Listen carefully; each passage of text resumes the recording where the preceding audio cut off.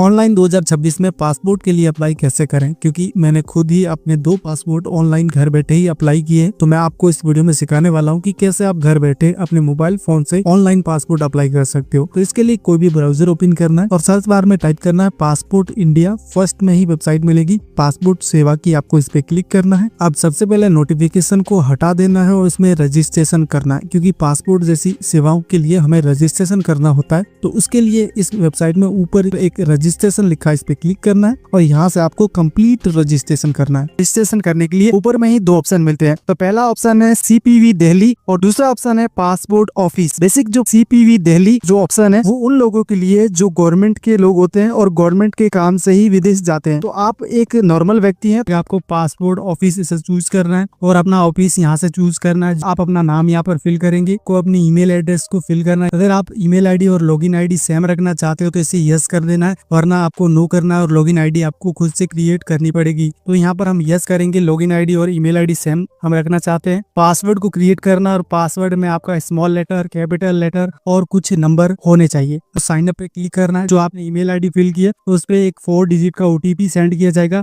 OTP को यहाँ पर फिल करने के बाद आपको कंप्लीट साइन अप पे क्लिक कर देना है। आपको बैक टू गो लॉगिन पे क्लिक कर देना है और जो आपने ईमेल आईडी फिल की है उस ईमेल आईडी को यहाँ पर लॉगिन करने के लिए फिर से फिल करना है और उसके बाद आपको कंटिन्यू टैब पे क्लिक करना है। तो यहाँ पर आपको 2 ऑप्शन ऊपर में मिलेंगे कि क्या आप पासवर्ड से लॉगिन करना चाहते हो या फिर OTP से। अगर आप OTP से लॉगिन करना चाहते हो OTP पे क्लिक करना है, जनरेट OTP पे क्लिक करना है। तो आपके ईमेल पे OTP आएगी, वो OTP डाल के आप साइन अप कर सकते हो। मैं यहाँ पर पासवर्ड का यूज करूंगा। यहाँ पर जो आपने अभी पासवर्ड बनाए थे वो पासवर्ड डाल के साइन इन पे क्लिक कर देना है। तो ये वेबसाइट फिर से आपके सामने खुल के आ जाएगी कुछ इस तरीके से। अब यहाँ पर आपको पासपोर्ट बनाने के लिए फर्स्ट ऑप्शन में ही अप्लाई फॉर पासपोर्ट का ऑप्शन मिलता है, तो इस पे ही आपको क्लिक करना है। जैसे ही आप इस पे क्लिक करेंगे आपके सामने कुछ इस तरीके का पेज आएगा। अब सबसे पहले यहाँ पर एक स्किप नाउ का बटन है, इस पे क्लिक कर देना है। अब यहाँ पर आपको अपना पासपोर्ट ऑफिस लिस्ट में से सेलेक्ट कर लेना है और उसके बाद आपको नेक्स्ट की टैब पे क्लिक कर देना है। तो यहाँ पर 2 ऑप्शन मिलते हैं कि क्या आप फ्रेश पासपोर्ट बनाना चाहते हो या फिर री इश्यू पासपोर्ट करवाना चाहते हो। हम इस वीडियो में फ्रेश पासपोर्ट बनाना सिखाएंगे, तो फर्स्ट ऑप्शन पे आपको क्लिक करना है। उसके बाद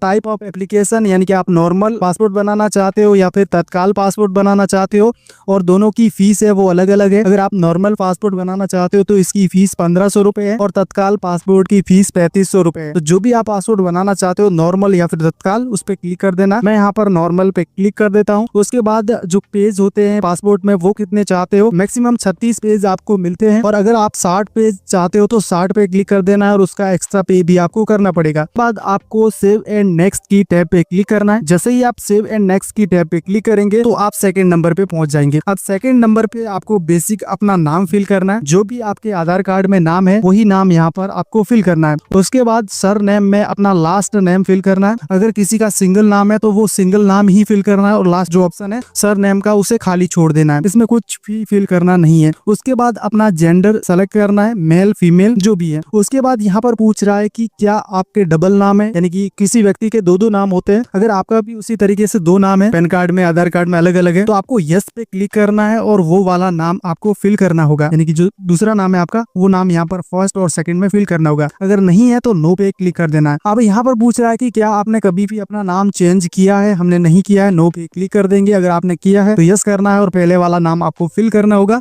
अब यहाँ पर आपको डेट ऑफ बर्थ को फिल करना है। डेट ऑफ बर्थ जो आपके आधार कार्ड में है वही वाली फिल करेंगे। सबसे पहले आपको ईयर्स टाइप करने हैं, उसके बाद मंथ और उसके बाद डेट। उसके बाद यहाँ पर आपको अपना प्लेस ऑफ बर्थ फिल करना है, जिस जगह पे आपका जन्म हुआ है उस जगह का नाम, और उसके बाद मैरिड स्टेटस सेलेक्ट करना है। और हाँ, यहाँ तक अगर आपको स्टेप क्लियर से समझ में आ रहे हैं तो वीडियो को लाइक कर चैनल को सब्सक्राइब भी कर लेना, ताकि ऐसे ही वीडियो मैं आपके लिए लाता रहूं। अब यहाँ पर पूछ रहा है कि क्या आपका जन्म इंडिया से बाहर हुआ है। अगर हुआ है तो यस पे क्लिक करना है और उस कंट्री का आपको नाम फिल करना है। मेरा जन्म इंडिया में ही हुआ है तो हम यहाँ पर नो करेंगे और यहाँ पर अपना स्टेट सबसे पहले तो सेलेक्ट करेंगे लिस्ट में से, और उसके बाद अपना डिस्ट्रिक्ट सेलेक्ट करना है। अब डिस्ट्रिक्ट को सेलेक्ट करने के बाद आपको नीचे की स्क्रॉल करना है और यहाँ पर आपको बर्थ सेलेक्ट कर देना है, जो बर्थ लिखा हुआ है इस लिस्ट में से। अगर आपके पास पैन कार्ड है तो पैन कार्ड के नंबर टाइप करने हैं और वोटर ID कार्ड है तो वोटर ID कार्ड के भी नंबर टाइप करने हैं। अगर आपके पास पैन कार्ड और वोटर ID कार्ड नहीं है तो दोनों ऑप्शन को छोड़ देना है और नीचे की ओर स्क्रॉल करना है। अब यहाँ पर एम्प्लॉयमेंट टाइप यानी कि आप क्या काम करते हो, स्टूडेंट हो या फिर सेल्फ एम्प्लॉयमेंट हो या बिजनेसमैन हो या गवर्नमेंट में आप जॉब करते हो या फिर अनऑथर भी आप सेलेक्ट कर सकते हो अपने अकॉर्डिंग। उसके बाद यहाँ पर पूछ रहा है कि क्या आप कोई गवर्नमेंट जॉब वगैरह तो नहीं करते या फिर आपके परिवार में से कोई भी गवर्नमेंट जॉब तो नहीं करता। हमारे केस में नहीं है, आपके केस में हो सकता है तो यस करना है। मेरे केस में कोई भी गवर्नमेंट जॉब या फिर सर्विस में नहीं है तो हम यहाँ पर नो पे क्लिक करेंगे।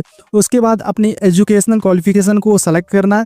यहाँ पर ध्यान से फिल करना है। अगर आप 10th पास हो तो आप ECR कैटेगरी में आते हो यानी कि यस पे, और अगर आप 10 पास नहीं हो यानी कि 8th हो या फिर बिलो 8th हो तो आप नॉन ECR कैटेगरी में आएंगे। अब यहाँ पर अगर आप 10th पास हो और आप ECR कैटेगरी में आते हो यानी कि जो लोग 10th पास हैं वो ECR कैटेगरी में ही आएंगे और उन्हें यस के सेक्शन पे क्लिक करना है। अगर आप ECR कैटेगरी में आते हो तो आप कहीं पर भी विदेश में काम कर सकते हो और यहाँ पर आपको कोई सर्टिफिकेट देने की जरूरत नहीं होती है। अगर आपके पासपोर्ट पे नॉन ECR कैटेगरी है यानी कि आप 10th पास नहीं हो, 8th हो या फिर बिलो 8th हो तो आप नॉन ECR कैटेगरी में आएंगे। और नॉन ECR कैटेगरी के जो लोग हैं वो काम से विदेश नहीं जा सकते, बस ट्रैवल करने के लिए ही विदेश जा सकते हैं। अगर वो लोग काम से विदेश जाना चाहते हैं तो उनको एक सेल्फ डॉक्यूमेंट भी देना होगा, तो वो कैसे देना वो आगे हम देखेंगे। तो हम यहाँ पर 10th पास हैं और हम यहाँ पर ECR कैटेगरी में आते हैं यानी कि यस के ऑप्शन पे हम क्लिक करेंगे। उसके बाद नीचे की ओर स्क्रॉल करना है और यहाँ पर आपको अपने आधार नंबर को फिल करना है, जो कि आपके आधार कार्ड के नंबर है। उस नंबर को यहाँ पर फिल करेंगे, इस बॉक्स को टिक करेंगे एंड सेव एंड नेक्स्ट की टैब पे क्लिक करना है। तो यहाँ पर आपके सामने कुछ इस तरीके का इंटरफेस आएगा। सबसे पहले अपने फादर का फर्स्ट नेम फिल करना है, उसके बाद अपने फादर का सरनेम फिल करना है, वैसे ही मदर का फर्स्ट नेम फिल करना है और उसके बाद सरनेम फिल करना है। अगर सरनेम है तो डाल देना, वरना इसे खाली छोड़ देना है। उसके बाद लास्ट ऑप्शन को छोड़ देना है और नीचे की ओर स्क्रॉल करना है। अब आपको सेव एंड नेक्स्ट की टैब पे क्लिक करना है। तो सबसे पहले यहाँ पर आप देखेंगे कि रेफरेंस नंबर है सबसे ऊपर में ही आपको मिल रहे हैं।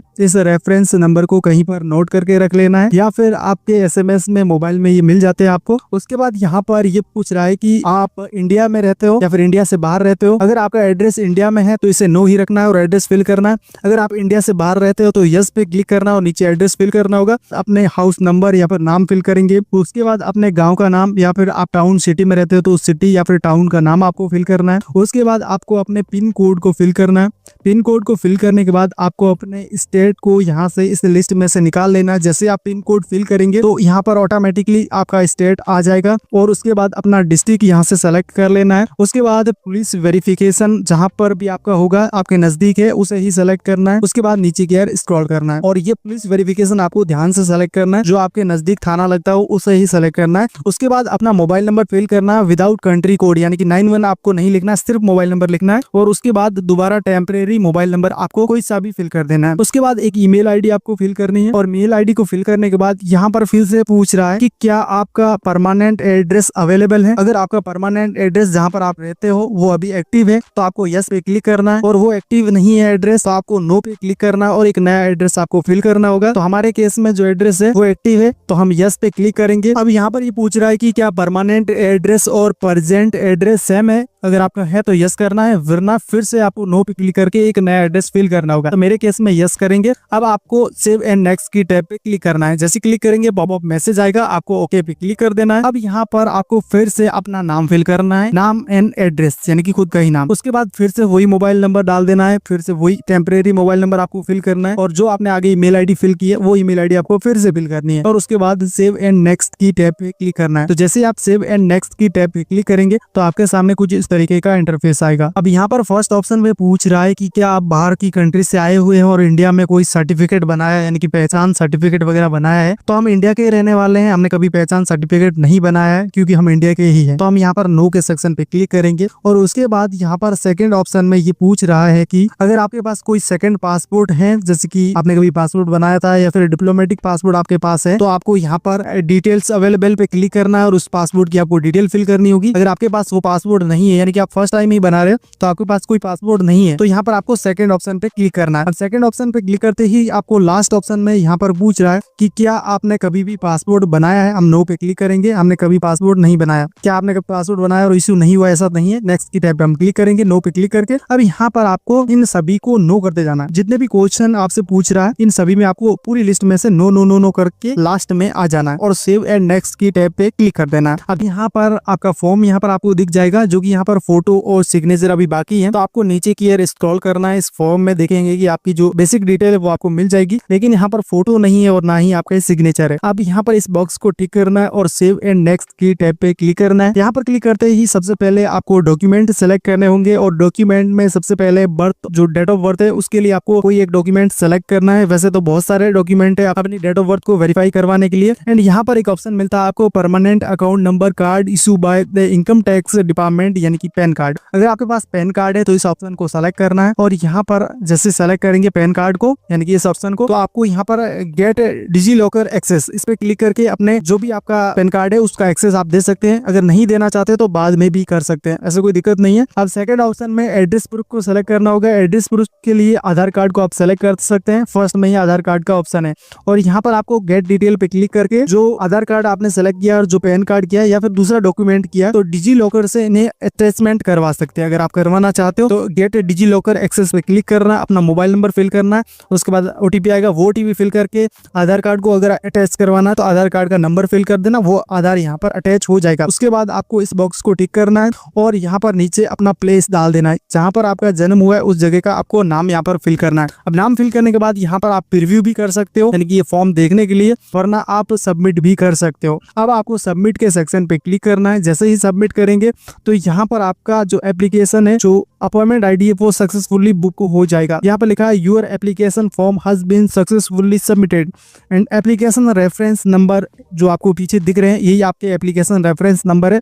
आप चाहो तो यहाँ पर प्रिंट भी निकलवा सकती हो जो आपने फॉर्म फिल किया उसकी। प्रिंट एप्लीकेशन रिक्वेस्ट पे क्लिक करके अब आपको कुछ नहीं करना, पे एंड शेड्यूल एप्लीकेशन पे क्लिक करना है, क्योंकि हमें ये एप्लीकेशन है वो अभी बुक करना है। तो इसके लिए आपको पे एंड शेड्यूल अपॉइंटमेंट पे क्लिक करना है। जैसे आप इस पे क्लिक करेंगे अब यहाँ पर आपको सबसे पहले अपना PSK सेलेक्ट करना होगा। और बहुत सारे लोग PSK सेलेक्ट करने में गलती कर देते हैं। वो क्या करते हैं कि बहुत दूर ही PSK सेलेक्ट कर देते हैं और बाद में उन्हें दिक्कत आती है। तो यहाँ पर आपको PSK जहाँ तक आप जा सकते हो, जितना आपके नजदीक हो उतना ही नजदीक आपको PSK को सेलेक्ट करना है, क्योंकि बहुत सारे लोग गलती से अलग अलग जगह का PSK सेलेक्ट कर देते हैं। वो PSK सेलेक्ट करने के लिए यहाँ पर आपको लेफ्ट साइड में दिख रहा है कि कौन सा PSK अवेलेबल है, उसी को ही सेलेक्ट करना है। और अगर अवेलेबल नहीं है तो डेट चेंज करके भी आपको देख लेना है, क्योंकि बाद में पुलिस वेरिफिकेशन होने में बहुत सारी दिक्कतें आती है। तो PSK को ध्यान से सेलेक्ट करें। अब बहुत सारे लोगों की सिटी इस PSK लिस्ट में नहीं होती है, एंड ऐसे में आपकी भी सिटी इस लिस्ट में नहीं है तो नीचे हाँ या फिर ना में कमेंट सेक्शन में मुझे जरूर बताएं, ताकि मैं भी देखूं कि किन किन लोगों की सिटी यहाँ पर PSK लिस्ट में नहीं है। अब उसके बाद नीचे एक ऑप्शन मिलता है डेट। अब यहाँ पर आपको वीडियो को ध्यान से देखना, क्योंकि बहुत सारे लोग यहाँ पर भी गलती कर देते हैं, डेट को गलत सेलेक्ट करते हैं, फिर एप्लीकेशन रिजेक्ट हो जाता है। तो यहाँ पर जो आपको डेट दिख रही है इसको चेंज करना है, क्योंकि ये ऑटोमेटिकली डेट फिल होके आई है, लेकिन हमें मैनुअली खुद से डेट फिल करना होगा। तो डेट फिल करने के लिए आपको इस डेट पे क्लिक करना है और यहाँ पर आपको वो डेट सिलेक्ट करनी है जिस डेट को आप जो ऊपर PSK सेलेक्ट किए हो उस PSK पर जा सकते हो। वहां पर आपके डॉक्यूमेंट वेरिफिकेशन होंगे,